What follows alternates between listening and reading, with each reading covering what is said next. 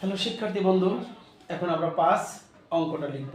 পাঁচ অঙ্কটা কেমনভাবে হয় আমরা একটা সহজ পদ্ধতি এখানে অবলম্বন করব।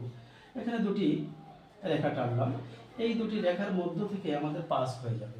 দেখুন, আমরা যদি এখান থেকে আরেকটা চাপ তৈরি করি, এখান থেকে যদি আমরা শুরু করি এমনভাবে এখানে নিচে নামিয়ে দেব, তারপরে এখান থেকে ছোট হতে হতে একটু জায়গা নিয়ে আমরা একটু বড় প্রতিশোধ তৈরি করব। ঠিক এটা হচ্ছে প্রথম ধাপ। এবার দ্বিতীয় ধাপটা যদি আমরা এখানে লক্ষ্য রাখি, এমনভাবে ঠিক প্রথম অংশের মতো আমরা দেব এমনভাবে। এবার এইখান থেকে যদি আমরা এই রেখা বরাবর আমরা একটু মিশিয়ে দিই, তাহলে কিন্তু পাস হয়ে গেল।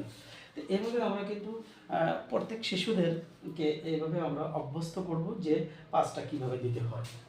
আমি আবারও পরিষ্কার করে নিলাম, এবার দেব পাঁচ।